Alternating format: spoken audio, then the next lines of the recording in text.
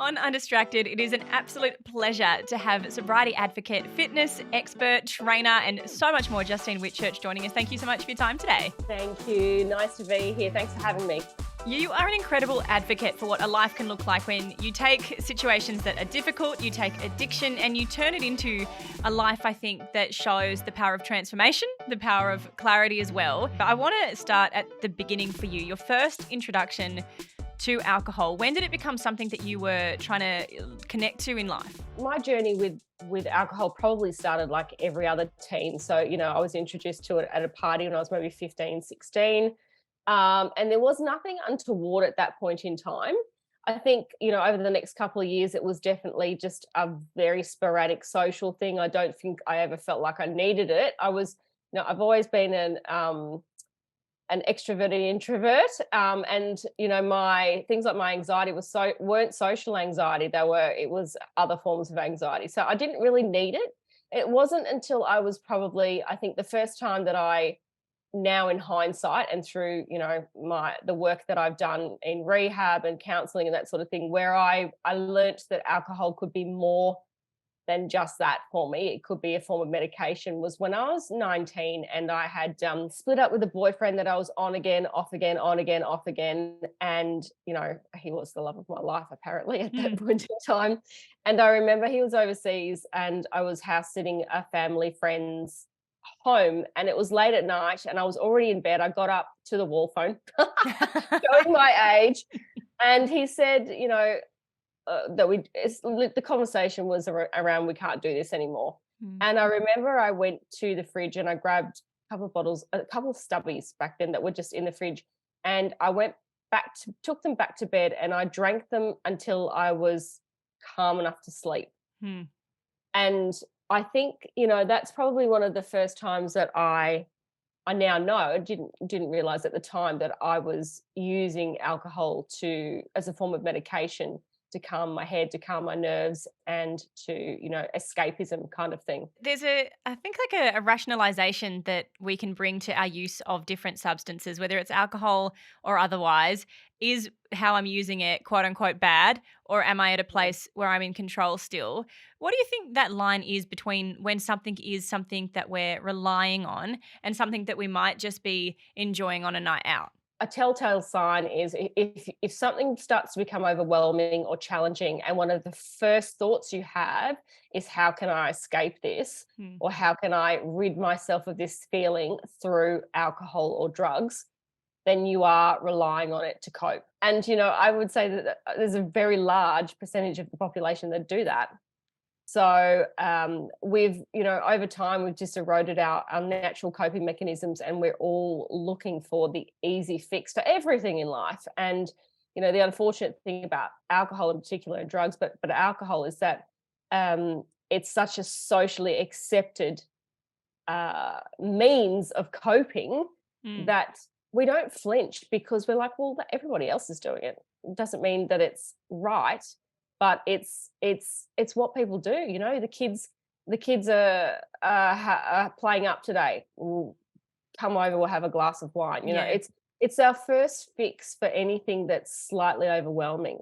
So I think we know, but it's a very hard pattern to break based on how accepted it is in society. So is our language around alcohol something that needs to change then? Because even if you're just enjoying, a social drink at a barbecue, there is a sense that this is how we let off steam. We do it this way. So do we need a change of perspective around alcohol as a whole? I think so. There's been some great ads, over the last few years, where they probably talk about it as in, what is your relationship with alcohol? And I think that if we start to look at it from that perspective, we get a better understanding of where we sit with it. And, they're talking about alcohol in 20 years' time being like our conversation around cigarettes. Yeah. So, it is, we're not often looking for the pitfalls. We're only looking for the benefits. And there are so many pitfalls. It's ludicrous really when we break it all down. But definitely the language needs to change. And even our terminology with, there's not a lot, some people don't associate with the term alcoholic. or alcoholism, even though, on a technical term, they probably are if you go Mm. back to science-based evidence. So, we've got things like gray area drinking now and, alcohol misuse syndrome, all of that type of thing. I think less labels, the better, because there will be more people that will be able to identify with where they're at. Mm. And if we take a couple of steps back for a second, your relationship to alcohol, if we look at it that way, really was something connected to your experiences of anxiety. And in your book, Sobriety offered everything or delivered everything that Yeah. alcohol promised. You do speak about these habits and these tendencies you had, even as a little girl, that looked a little bit like OCD might these days, right? It was never diagnosed for you, but it was sort of this practice of having to have things a particular Mhm, way. Is mhm. is anxiety or are anxiety and alcohol always a bad combination, do you think? Like, is that something that made Oh, it difficult for you? definitely. So, I had this conversation with somebody the other day. You know, we use alcohol to fix the anxiety, but the alcohol creates more anxiety. So one feeds the other.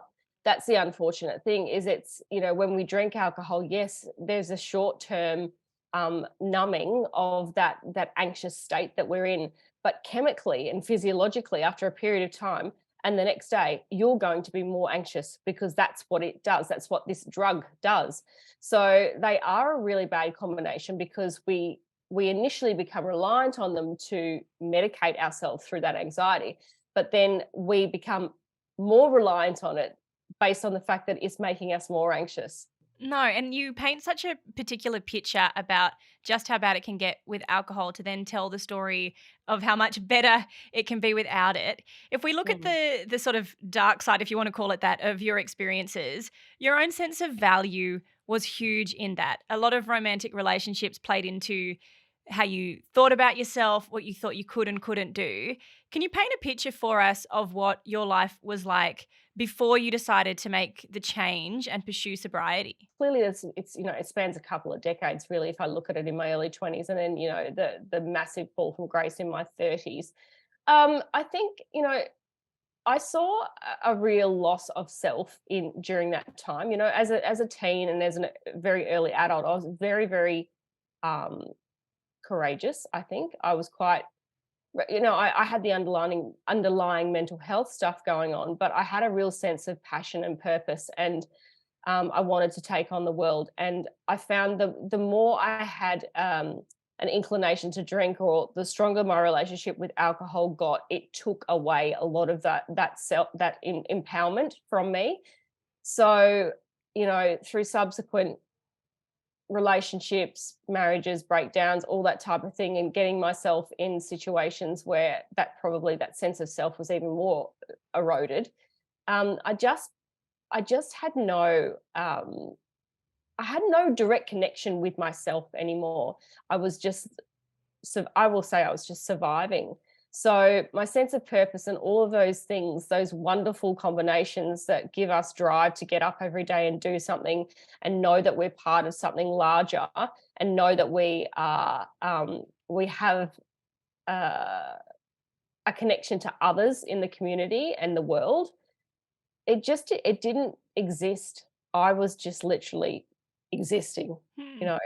So it was a really sad time, I think. I was very depressed, very, very anxious, and yeah, I would say lights were on, no one was home. As someone looking, in at your life from the outside, you would think you had quite a few reasons to get up in the morning to live. You've got kids there, you're in a relationship, you also had at one point a music career that you were doing as well.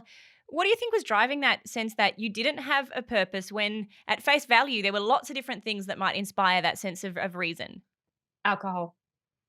Definitely. It was my consumption of alcohol. Alcohol's a depressant. So it's going to, I think, one of the things that I talk to people a lot who are trying to give up, and I always state, don't think you're superhuman. You're Mm. consuming a drug that is addictive and it's telling you all these things that aren't true. So it's not even you and your sense of willpower that can change that. You're consuming something that is chemically changing how your brain functions. So I think it's important for people to realize that I separate myself now from my who I was in my addiction to who I was, Mm. because they were not the same person. One was completely mind altered chemically. And yeah, it was a very, once you put down the drink, then you've got a lot of work to do. Yeah. You've got to kind of find it, reclaim who you were or reinvent for some people. Some people it's just been, it's been all they've known. Mm. So it definitely was a very, very different life to what I have now. And I Yeah. feel much like, I've just turned 50. I still like pass out when I say that. And still, I'm still struggling with it. Mm. But I honestly feel more like I did when I was 18, apart from the obvious things, than Yeah. I did it for years in between, because there is, life has a different, purpose. You're stronger, you're confident, you're healthier. There's so much more that is on the upside of Yeah. this, and it's inspiring because there's always got to be a point before we change where we realize we have to, right? There's Yeah. something that says you cannot live like this anymore.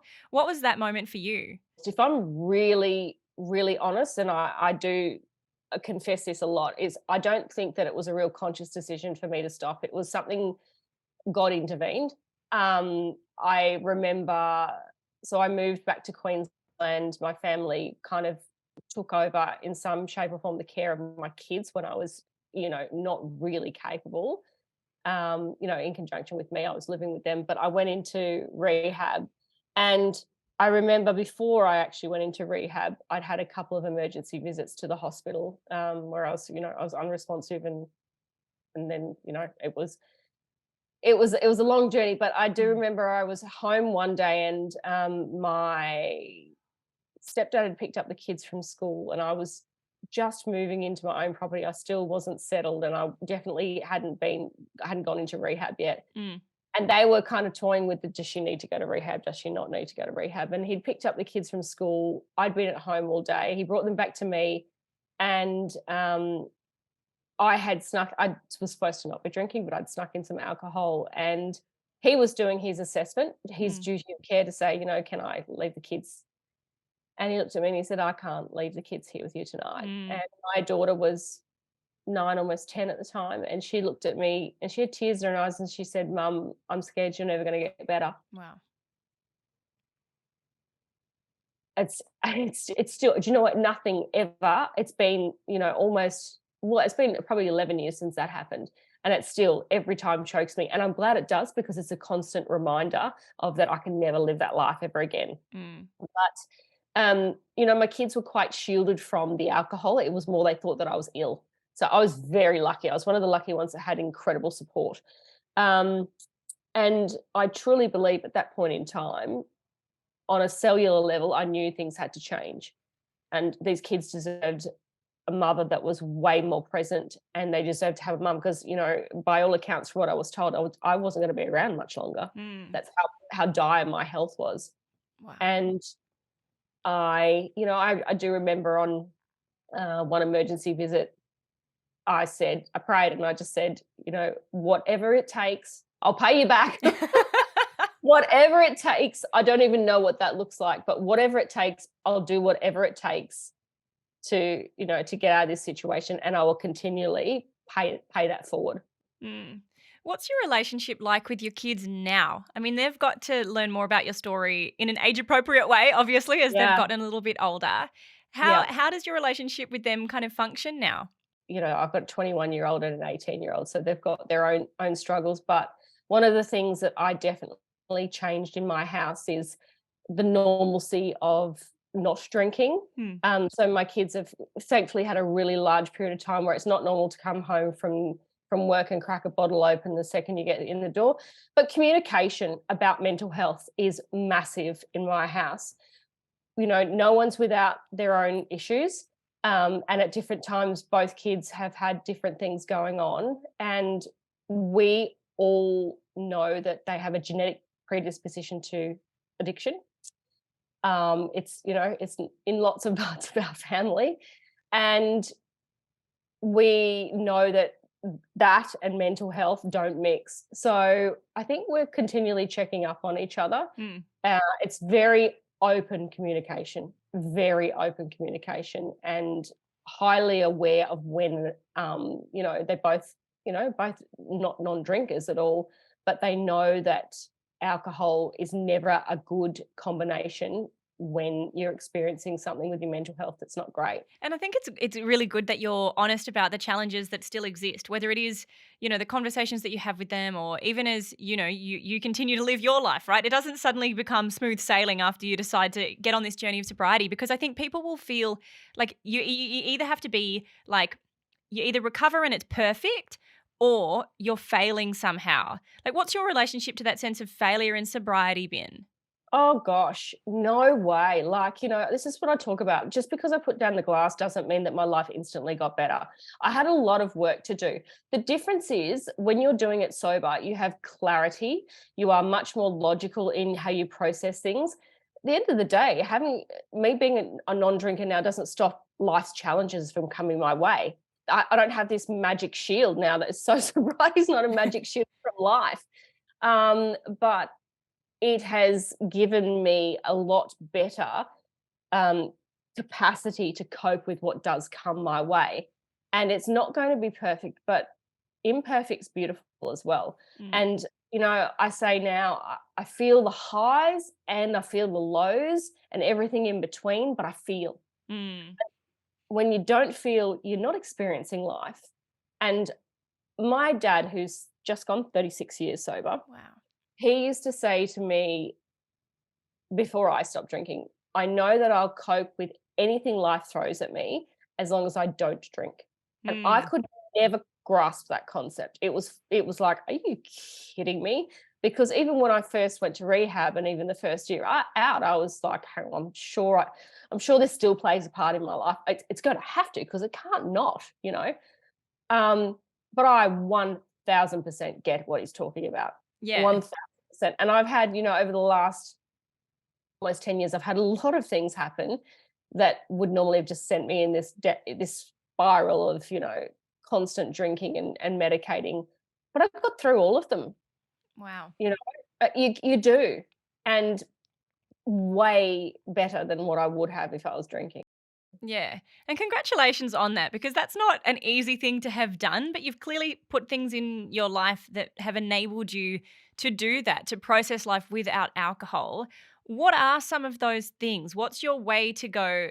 Like, if you have an anxious thought or you do have something bad happen, what do you do now to manage that in a more positive way?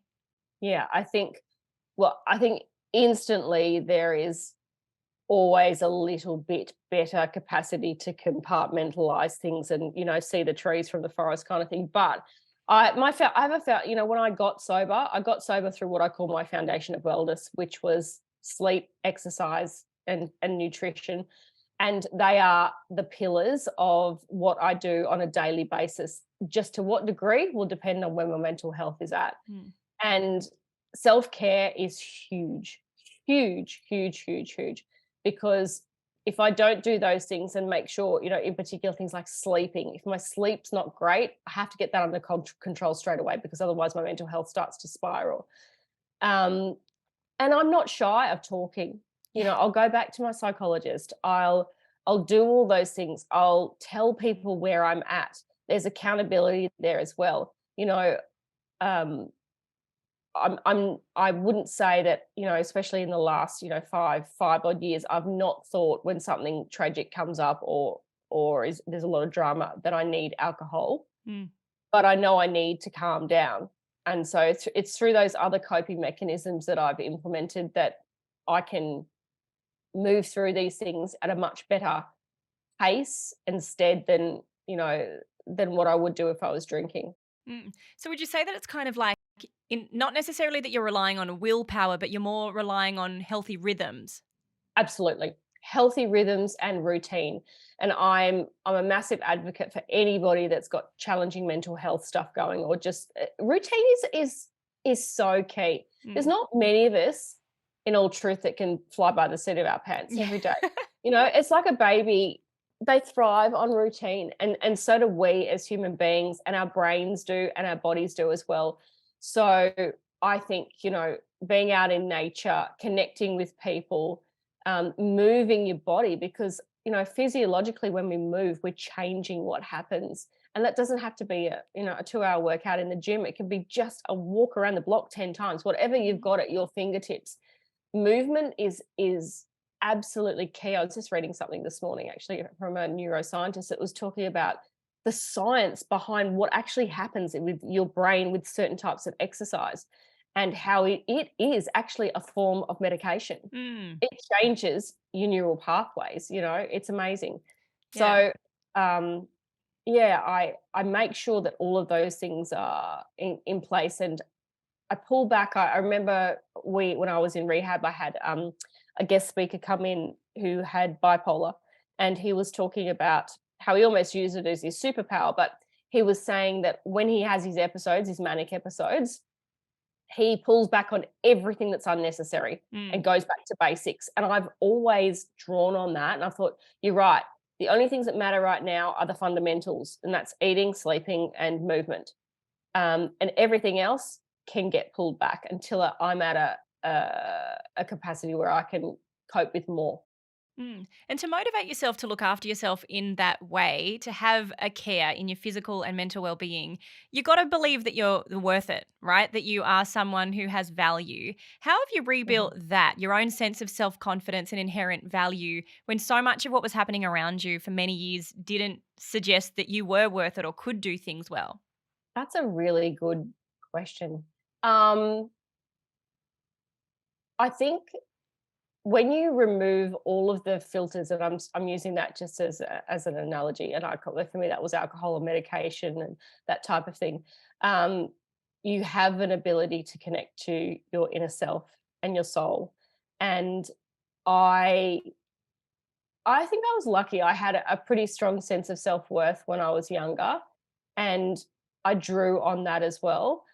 And I won't say that, that me imparting some of my own struggles and the reward I still get from other people back to me who are struggling or can relate and all of those things, they actually give me power.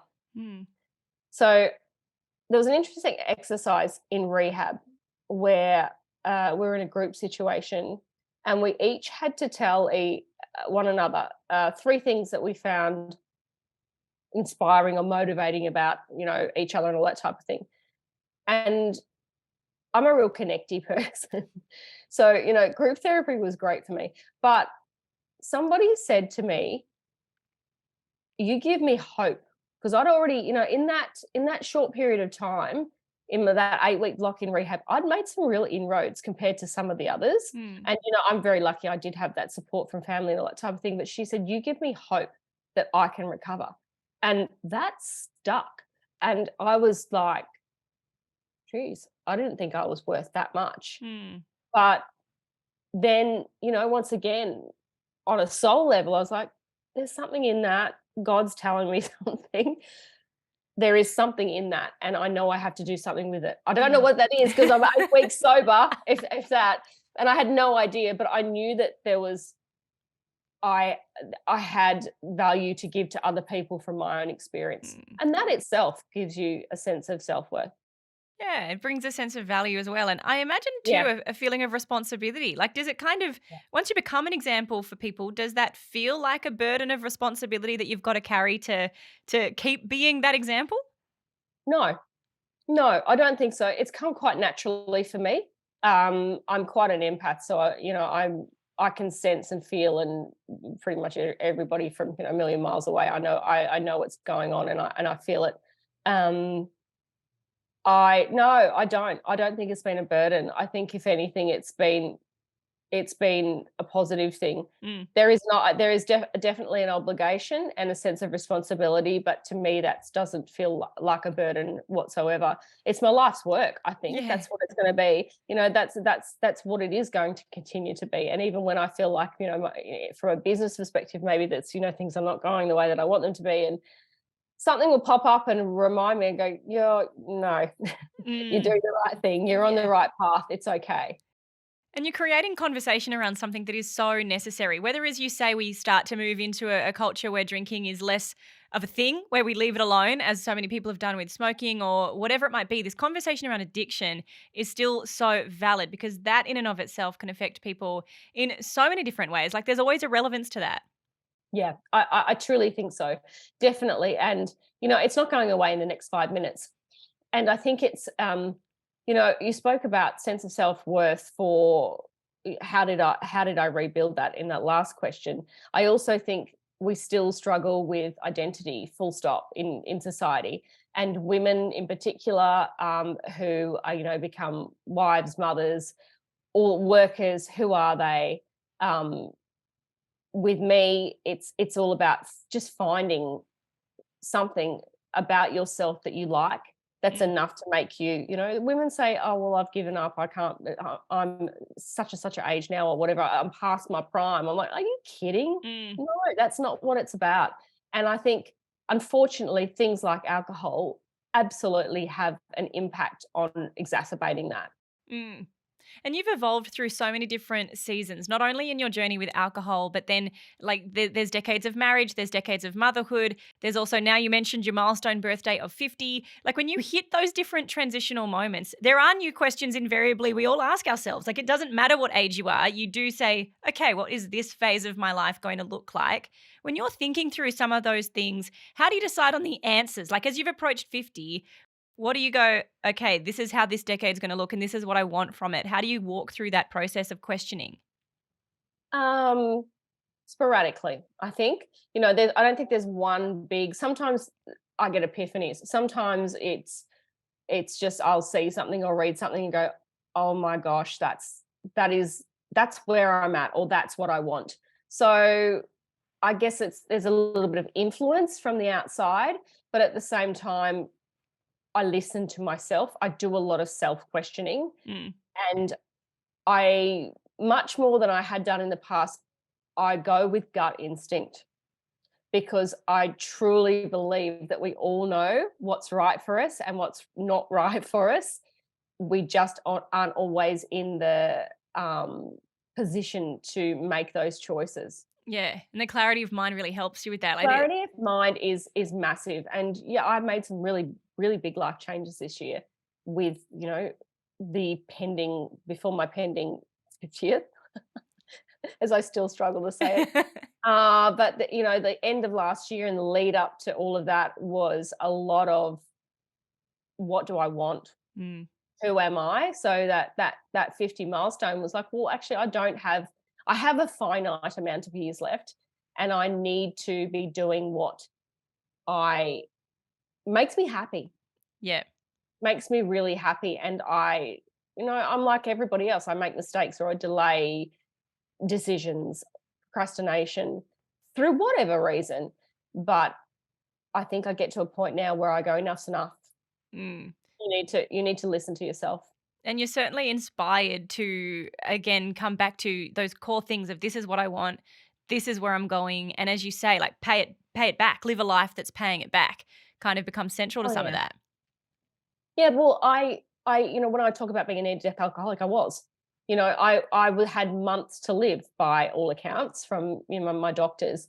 So I see it as a second chance, and I don't want to give that away. I was Mm. given a second chance for a reason, and I will want to live this life fully, whole and complete. And my dad says, live your life like somebody left the gate open. There's a Mm. couple of swear words he adds in there as well. But, live your life like someone left the gate open. Like, that is just endless, Mm. in terms of possibilities and opportunities. And that's living your true life, your true authentic life.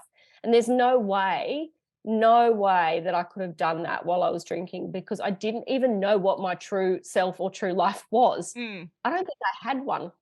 Yeah. Well, I want to ask you a question, Justine, as we wrap it up. That I ask Yeah. many of our guests on the show, and I feel like we'll probably know what your answer is going to be. But this podcast, it's called Undistracted. We talk to our guests about how to live our lives intentionally around our passions, our purpose, to deal with some of the things that get in the way of that. So, for you, then, what would Mhm. your life look like? What would you be doing if you were going to be truly undistracted, living in line with what sets you on fire? What would that look like? um, Speaking on a daily basis out in the community about the importance of not medicating your mind with alcohol or drugs. Writing and writing and writing. I'd have a laptop on my lap wherever I went, just giving back, being present, and continuing. I want to be an example of what life is like on the other side. And I don't like the term inspiration. I actually really don't like that term. And I actually pull people up when they talk about that. I would rather be seen as hope for a life that you can have when you make these changes. I think that, to me, that's just a much more a natural way of doing it. So I would just continue to do what I'm doing now on a larger scale. Yeah, it's so good that you can say that, Justine. And thank you for the example that you have been and for taking the time to chat with us today. I really appreciate Oh, it. you're welcome. It's been a pleasure. Thanks for having me. Hey guys, thank you for watching this interview. Make sure you subscribe to Hope 1032's YouTube channel so that you can stay up to date on all our latest content. But until then, watch any of these videos and enjoy.